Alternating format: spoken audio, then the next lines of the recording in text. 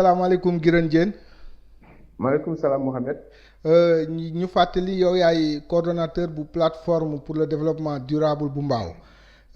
Da ngeen doon xeex ci parce que dafa amoon benn information bu ngeen jotoon ni dañuy waaj a déclasser 10 hectares ci forêt de Mbao bi pour def fa ay cimetière ngeen ko doon xeex bërki démb dimanche passé le ministre de l'environnement moom ci boppam mu dëggal ni projet boobu am na yéen de votre côté nan ngeen gisee loolu. Bon, dëgg-dëgg bi neexul mais je pense que avoir compris la question donc ñun ba nga xamee ne gisoon nañu le ministre le 23 juin xamaloon nañ ko ne suñu taxawaay mooy dañuy opposé wu si lépp loo xam ne ni mooy projet de déclassement de la forêt classée de Mbao et que lettre bi mu bindoon jox instruction ki nga xamee ne mooy le gouverneur de Dakar par rapport ak la commission chargée de la conservation des sols que ne bu ñu sañoon loolu mu dakkal ko parce que gisuñu opportunité bi pour ñuy laal forêt bi par rapport ak demande sociale boo xamee ni affaire cimetière.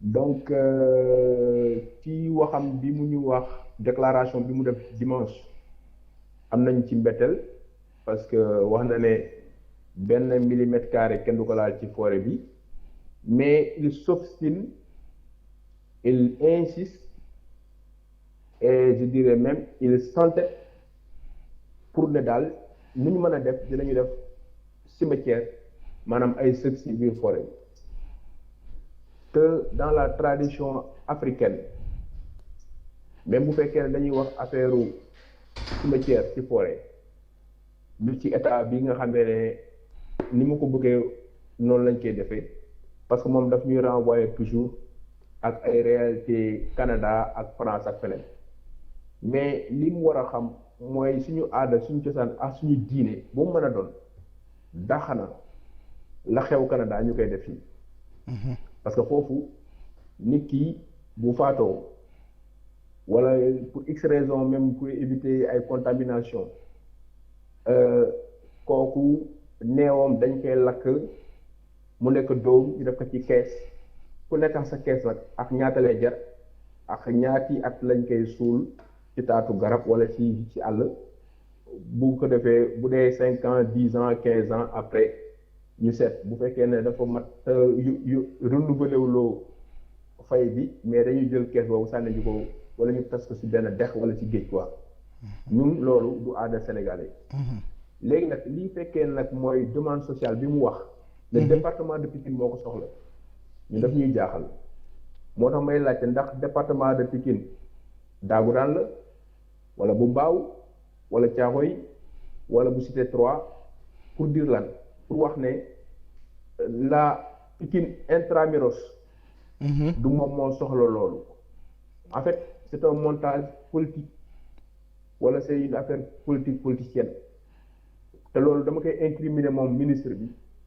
ak le maire de la ville de Pikine monsieur Timbo parce que waa Pikine ñi nga xam ne ñooy toppatoo cimetière u riz ici te ñëpp mën nañ ne mu ne dafa nekk en saturation ñooñu chaque dimanche ñu ngi def seen kéemtalaay pour ñëwal li nga xamee ne mooy cimetière riz yi mais ñooñu tey ñoo wax ay imam xutba nañ ko temps yële passé à Pikine ne ñoom dañ leen mbubboo pour jéem a régler ay yeneen i problème ñu ne ñoom li ñu bëgg mooy loolu sës rëkk ci li nga xam ne mooy sëgu riz yi te de fait déclassé nañ ko parce que en symétrie da ngay gis ne arène bi mu ngi de l'autre côté. foofu la nekkee waaye au moins 6 hectares mu ngi foofu. te 6 hectares yooyu tey ñu fa commencé woon di fa suturaal ay nit. mën naa jàpp ne dans 50 ans dans 100 ans du tax mu fees parce que damay fàttali ne cimetière u riz yooyu 1952 lañ ko fi def te ba léegi ñu ngi doog a wax ne fees naa feesul ma yaakaar ne foofu bu fekkee dañu am rek volonté te Covid bi aussi yee leen parce que Covid bi du pas seulement l'aspect sanitaire. dafa wane ne sur le plan écologique et environnemental l'homme a beaucoup gâché l'eau a gâché la nature moo tax virus yi jóge ci forêt yi dem ci marché yi ñëw tey ci kër yi te gisuñu ko sax donc bu fekkee ne dañu bëgg a defar Yaxayti pour ay cimetière seulement. mais nañ jël foofu c'est dans la proximité comme ça ku dem ñaanal sa woy dawlu boot sa loxo ñibbaat sa kër. effectivement te foofu il y a toutes les commodités possibles 400 millions la ñu waxoon ci xayma li woo xam ne l'ex-maire Pape Malick Anne defoon na ko. même bu dul loolu tey bu fekkee am nañu ambition rek pour defar mais foofu mën na am morgue mën na am parking mën na am mosquée. boo jógee Guédiawaye c'est accessible boo jógee Pikine c'est accessible. mais Guédiawaye sax ñoom seen cimetière yi pare na. Guédiawaye ñoom seen cimetière dafa singli forêt mbaaw bi te forêt mbaaw bi moo ko mag fi la ko fekk c'est un legs li ñu fi jot a jël as néew pour des infrastructures de l'État loolu mën nañu ko bañ. mais quand même li fi des nañ ko fi bàyyi parce que c'est le seul poumon vert qui atténue aujourd'hui la pollution atmosphérique la pollution industrielle ak liy jóge Mbëbës ak liy jóge ci entreprise yi wër mbaaw mais mu ne daal te ticc ne daal il faut mu laal ko ñu nag dañ koy xamal ne lu mu ci bañuñu ko ci. ok on est dans une république même s'ils font une forfaiture ils rentreront dans l'histoire dans la médiocrité. Guirane waaw Guirane sama laaj bi mooy moom dafa ne dafay ñoom pour loolu dafay signer accord ak mairie Mbao est-ce que jàppoo ni bu ko signer dina nekk dans la légalité aussi ça. protocole nga wax. waaw day signer benn protocole ak mairie mais lui c'est le roi des protocoles. Je vous rappelle que dernièrement il a fait la une des journaux parce qu'il avait fait un protocole avec un conflit d'intérêts avec ses oryx. Et là il veut contourner la loi parce que yoon xamal nañu ne forêt boo xësee ba def cimetière de facto foofu dafay déclassé wu. Donc il contourne la loi il est dans l'illégalité en voulant passer par là mais ñun dañuy wax aussi ne benn affaire daf ñu jaaxal.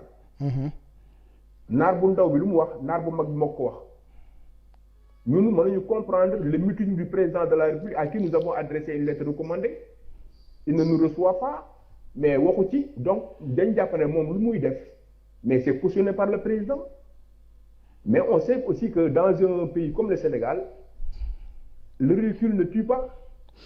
mais la médiocrité aussi est gratifiée. mais Guirane la médiocrité est promue. Guirane Diène yi mu def fii bu doon ci beneen dëkk nga yaakaar dina taxaw fii taxawal. Guirane Diène mais oui. Mais il faut se rappeler que le président de la République moo promettroon ci campagne électorale présidentielle bi passé ay cimetière waa Pikine. waaw c'est la campagne électorale je veux bien il a fait une promesse mais les promesses ne valent que pour ceux qui en croient comme disait Chirac donc. bu fekkee tam dañu wax loolu dañu seet ce qui est la faisabilité et l'opportunité. Aujourd'hui on doit sauver le monde on doit être dans le développement durable mais Yaxayti mais 12 hectares yi nekk au niveau de Guédiawaye c'est pas une affaire de mode parce que c'est pas parce que Guédiawaye a réclamé un cimetière que Pikine doit réclamer un cimetière. Je signale qu'on a déclassé Guédiawaye le littoral sur les Filao. On a déclassé Yeumbeul sur le littoral, les Filao, Malika la même chose. Et pourquoi ils n'ont pas demandé là-bas qui est déjà dévasté? Et qu'on veut y attaquer ce qui n'est pas encore dévasté, qui n'est pas déboisé. Et c'est contradictoire. On a entendu il y a quelque temps le président de la République nous dire qu'ils vont faire de l'ancien aéroport de Dakar un parc forestier urbain. Même les gens qui avaient fait la pétition, au passage que je félicite, des Sénégalais, demandaient 60 hectares à l'image de Central Park. Ça n'a pas été, on leur a donné 10 hectares. Et je m'attendais à ce que pour les journées de reboisement, qu'on puisse faire là-bas déjà une activité pour concrétiser ou donner au moins le signal comme quoi ça va se faire au niveau de cet aéroport-là. Et on a besoin de ces parcs forestiers urbains à l'image de ce qu'il y a en bas, mais on doit démultiplier.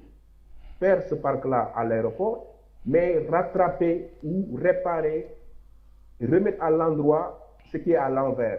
C'est-à-dire quoi? Au niveau de Guédiawaye, non seulement il faut ouvrir sans délai les cimetières qui sont là-bas pour les communautés chrétiennes et musulmanes, parce que ça existe, et faire en sorte que ça soit fonctionnel le plus rapidement possible.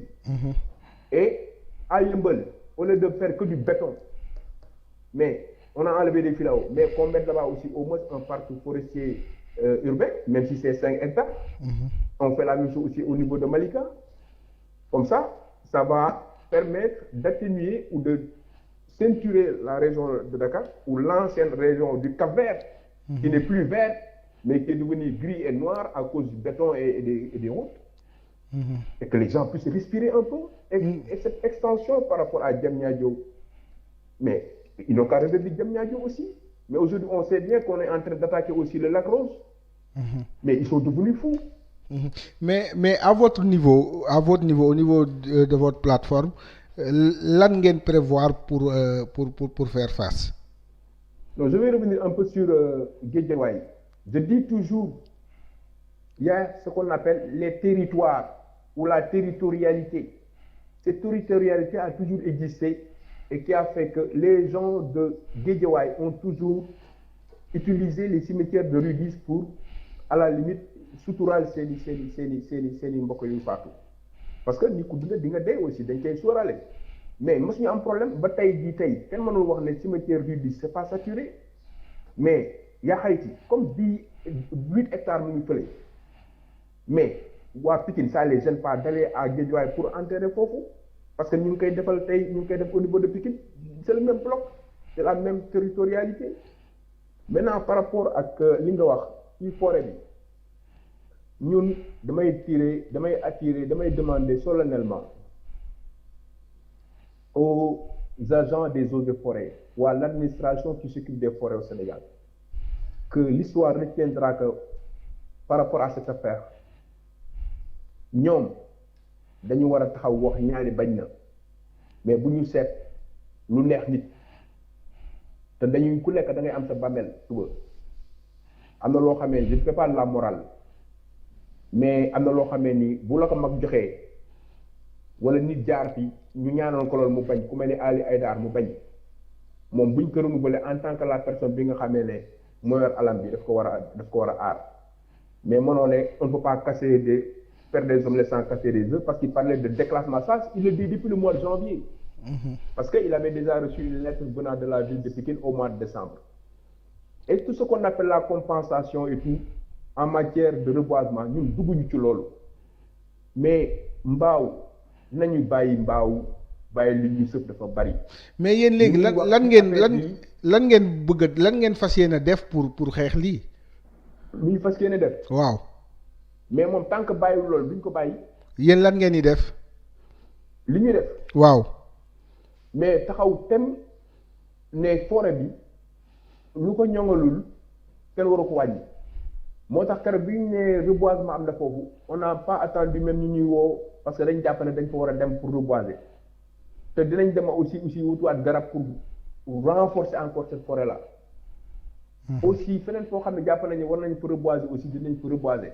même en Mbao intramuros wala feneen.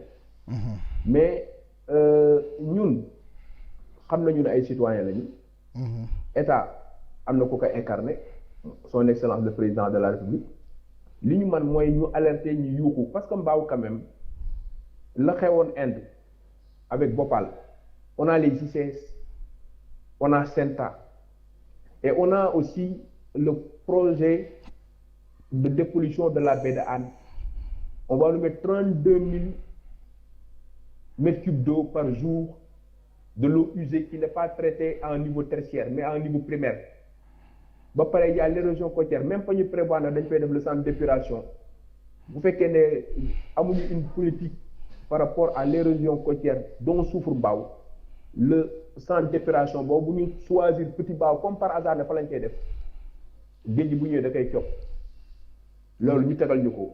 ndox yi Sénégal yëpp ñu xëppañu ko ñu am forêt bi mu war a atténuer la pollution ñu ne nañ koy dagg mais ñun lan lañ def waa Sénégal lan lañ def gouvernement président Macky Sall ba ñu teg ñu lii lépp nous sommes d'accord qu'il y a des infrastructures yoo xam ne ni c'est l'État qui le porte moo xam le TER moo xam le péage moo xam la RN1 bi nga xamee ne buñ tolluwaan fii kenn du traversé Mbao mais ay milliards la léegi yaa ngi gis RN1 bi ñu ngi commencé canaliser pour que ndox yooyu dem ci marigot bi.